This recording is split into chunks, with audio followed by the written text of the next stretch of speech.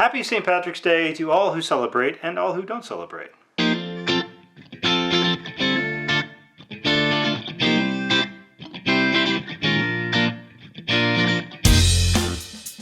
Hello and welcome to Intoxicated Masculinity. If it's Wednesday, we have a cocktail video, or in this case, a bit of a mixed video.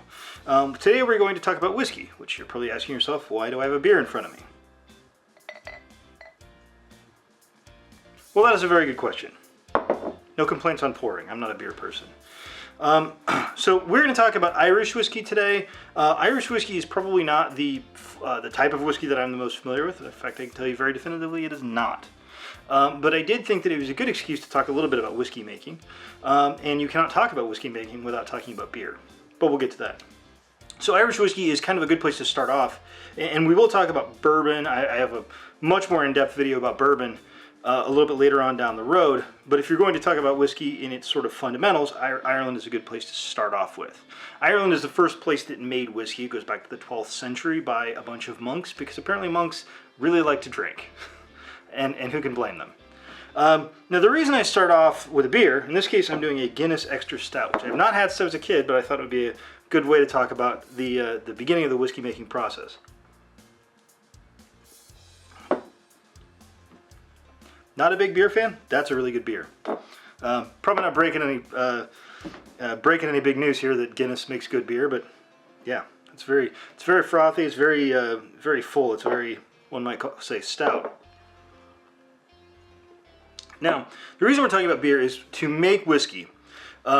Whiskey is always distilled from a grain. So that means the mash that you're distilling it from is going to start with a grain. This is sort of in contrast with a brandy, where a brandy you are using some kind of fruit. So brandies and whiskeys are very closely related, but they do have that important difference between them. Now, when we talk about bourbon, we're going to talk about a lot about the laws, because bourbon is very tightly regulated as far as what can be bourbon, and doing one little thing is going to change it and make it not be bourbon anymore. Irish whiskey, on the other hand, is very different. I have the laws in front of me, and I'm not going to go through all of them, because we're going to talk about this kind of in the yeast making, or in the whiskey making process. But I mean, essentially, you can distill the product to no higher than 94.8% alcohol by volume, which is in very stark contrast to bourbon. But again, we'll talk about that at that point. It is and past those things, where the distillation proof, excuse me, it has to be aged for at least 3 years.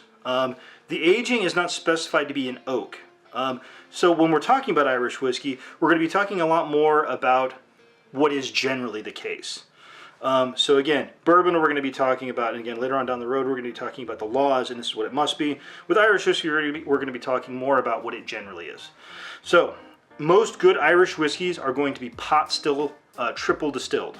That means they're going to be sent through a pot still. So a pot still is very much what you would think. It looks like a very large pot. It has a cone that goes up and a line off to the side where it is then a condenser is hooked up to it and the liquid recondenses. So to start the process, the first thing you have to do is you have to get your grains in. And again, this is where we get into another sort of typically thing with Irish whiskey.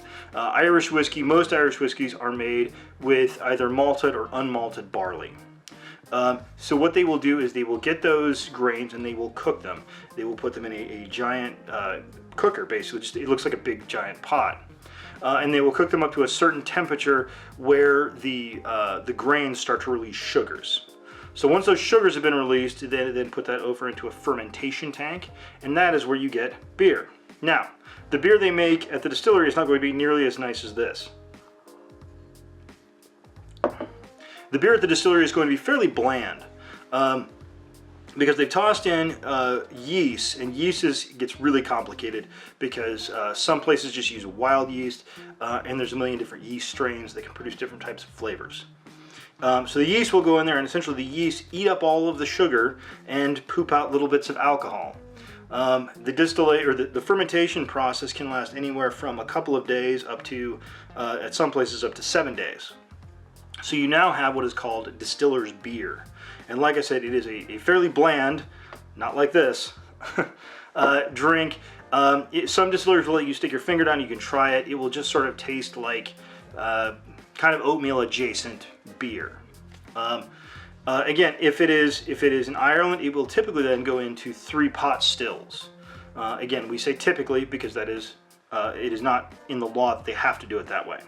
So we'll go through these 3 distillations, again 3 pot stills. You could put it through the same pot still 3 times. Again, it kind of depends on the size of the distillery. And again, I say pot stills as something that is typical of Irish whiskey, not required. They do use column stills, but I think most people that want their good sort of traditional Irish whiskey would be in a pot still. So once you have your distillation complete, it comes out. Now again, with bourbon, the laws are different. With bourbon, you can only go up to 160 proof. Irish whiskey, you can go up into the 90s. They will then water that down with distilled water. Irish whiskey also, you can add a caramel coloring. Now the caramel coloring probably would not be added before barreling. They would barrel this in typically reused bourbon barrels is the most common thing, although there are a lot of other finishing things that you can put these in. And as I said, the law for Irish whiskey does not specifically state what kind of barrels they have to go in. Now, since they're using ex-bourbon barrels, they're going to be very typically American white oak. So these are going to be, you're then going to take your distillate, put it into your barrels, again, typically your ex-bourbon barrels, and under Irish law, they must be aged for at least 3 years. Obviously, you can age significantly longer than that. You can do finishings, you can do a lot of other things. And it is then bottled and sent all over the world. One interesting thing about Irish whiskey is up until very recently, into the 2010s, there were very, very few active distilleries in Ireland. They recently passed a law, I think it was in around 2014. That's when you start to see distilleries popping back up, where they were allowing for new distilleries to be built. Since those distilleries are still only about 7 or 8 years old at the oldest, most of the Irish whiskey coming out is coming from a few distilleries. The one we're going to talk about, we're going to talk about a few Irish whiskeys and sample those. And again, most of those are going to be coming from the same distillery with one exception, which is kind of an interesting one. But I think we've had enough beer, and I think we should drink some whiskey. All right, so we've learned a little bit about Irish whiskey and the whiskey making process in general. So I thought we would do a little blind tasting between 3 whiskeys. This one is going to be an interesting story, and why we're doing it on this particular day could be a little controversial. The first is Redbreast 12 year. This is just a really well thought of, aged, 12 years obviously, Irish whiskey. Green Spot is sort of a little bit newer. I mean, the company has been around for a long time, but this particular brand has not. The problem with these are both actually made at the same distillery. So it's the New Middleton Distillery. It's the same place they make Jamesons and a lot of other whiskeys, Powers, and several others. The other one, because I wanted one other distillery, so we're going to look at Bushmills, excuse me. Now again, some of you are already typing your comments about why you're drinking Bushmills on St. Patrick's Day, because this is in fact Protestant whiskey. Now what does that mean? These both come from Ireland, as well as Jameson, as well as a lot of whiskeys, a lot of Irish whiskeys. Bushmills comes from Northern Ireland. St. Patrick's Day, obviously not a Protestant holiday. But I don't discriminate between Catholic and non-Catholic whiskeys, so we're going to try all 3 of them. I think they're all around the same price point. These are all about $60 to $70 Irish whiskeys, and I have tried a couple of these before, but just like kind of one-off, I've never tried them kind of against each other. So, all that aside, let's try them.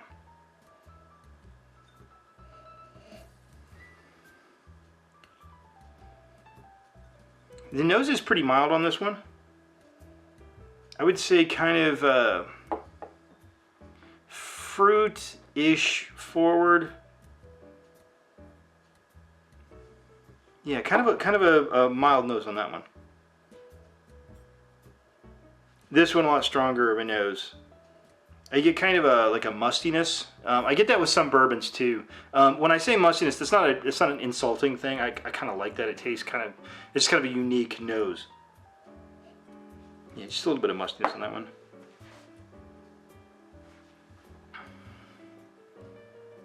This one's different. This is a richer nose. This is definitely the most apparent kind of nose of all 3 of them. I almost want to say apples. Kind of apple-y on the nose there. But let's go for our first one.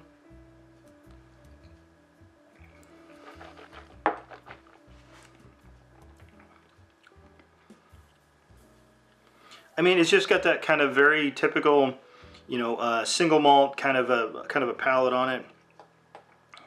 A little grainy, a little bit of vanilla. Yeah, very pleasant. So the one with the musty nose.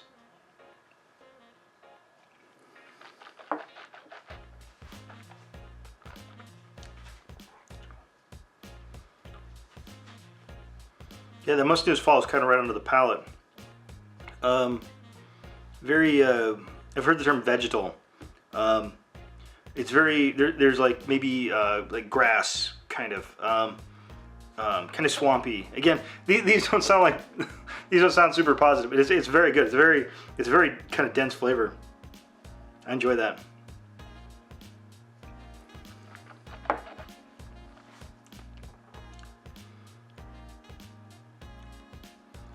Yeah, that's good.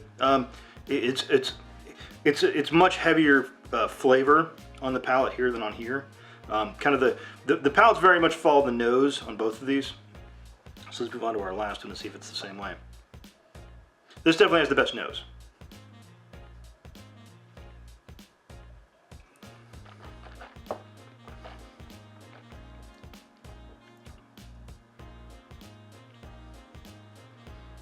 Okay, not the strongest on the palate. This one I think has a stronger palate to it. This one a little thinner. It does have a good finish though. The finish is kind of, I want to say almost like leather, or maybe like tobacco a little bit. The interesting thing, on some of these whiskeys I get a lot of fruit. I don't want to say no, very little fruit on this one on the palate at least.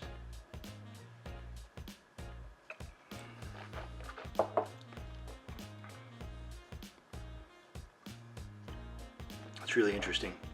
I'm going to go back through just real quickly and kind of, I think I know which direction I'm going, but.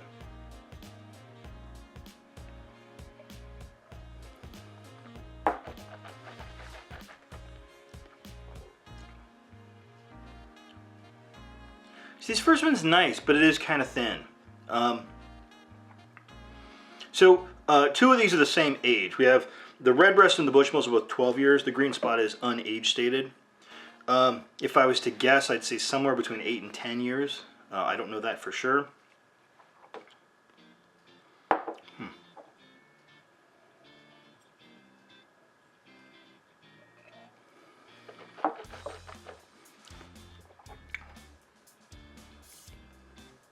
Yeah, this one's really interesting. I like that sort of vegetation, grassy kind of feel to it. It's very, I don't know, it's very outdoorsy. I feel like, sitting on a back porch after you just cut the grass in the evening, kind of a feel to it.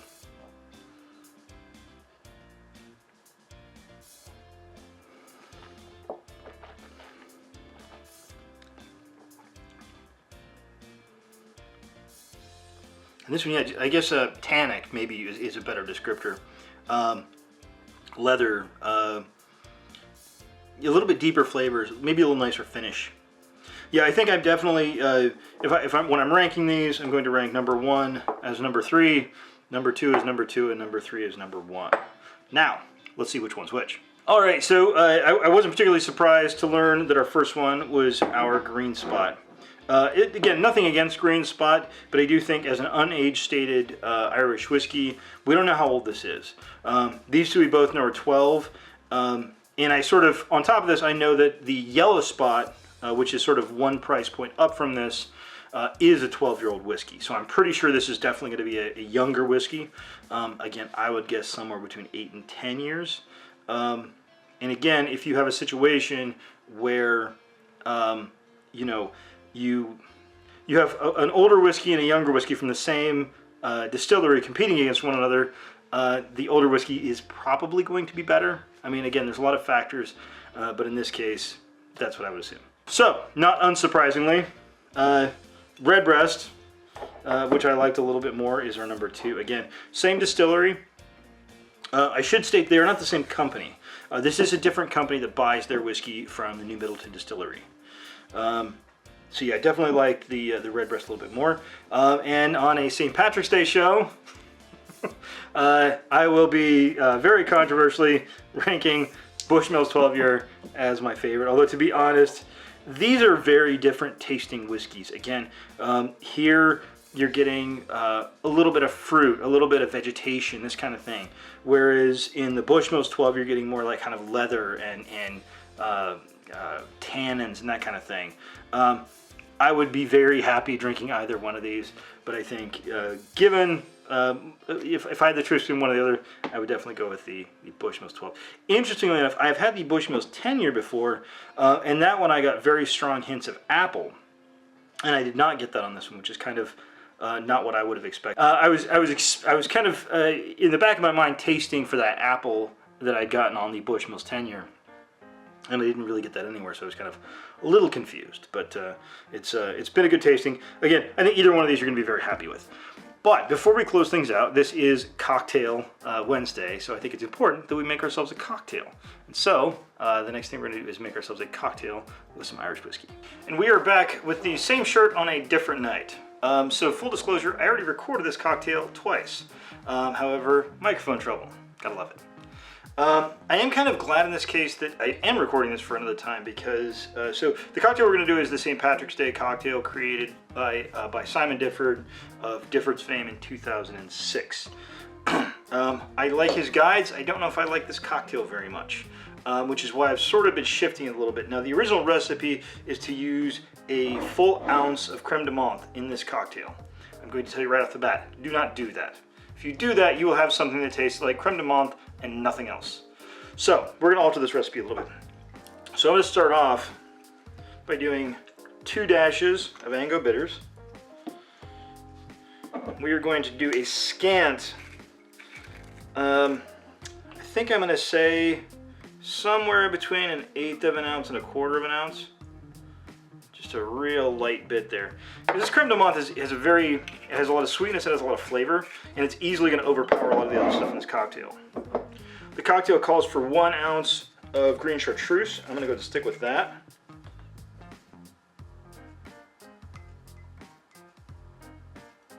So 1 ounce of green chartreuse in. Finally, as on brand, we're going to go with 2 ounces of an Irish whiskey. In this case, I'm just using Jameson Black Barrel.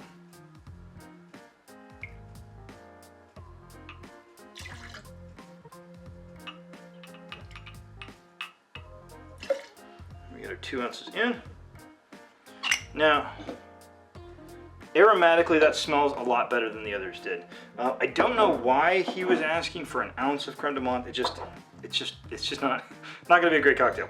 But I think this is going to be a lot better. So let's get some ice in here, stir it up, and see what we think. All right, one other note on this cocktail, since he calls for a green creme de menthe, and I'm using just a clear, so I'm just going to toss in just 2 drops of green food coloring, so we sort of match the color that he's looking for. Let's give that a stir. Honestly, you might even be good with 1 drop of green food coloring, just very little. A little dab will do you, as they say.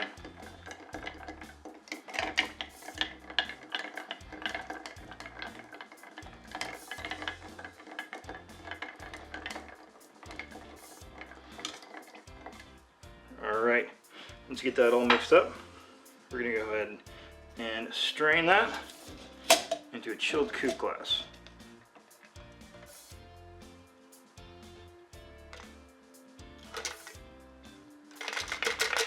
And as this cocktail is a little cliche, given the ingredients, you could go ahead and garnish that with a 4-leaf clover if you want. I'm going to go ahead and garnish it with my mouth.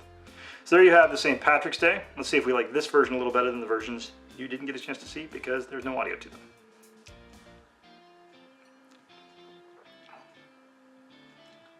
Okay, that's a lot better. 1 ounce is just way too much mint flavor in here.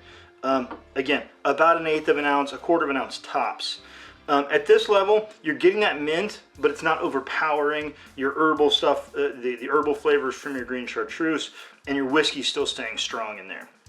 Irish whiskey's not, you know, if you were to compare like a rye cocktail, rye will cut through other ingredients. Irish whiskey's not going to do that as much. It's a little more subtle of a flavor.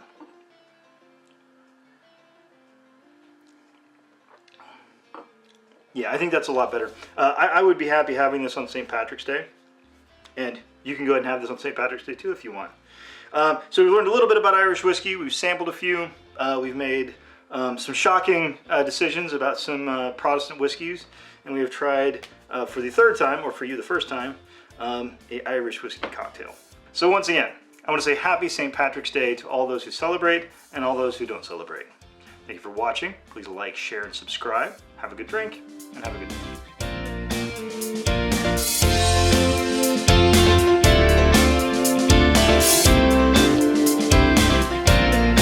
Happy St. Patrick Day.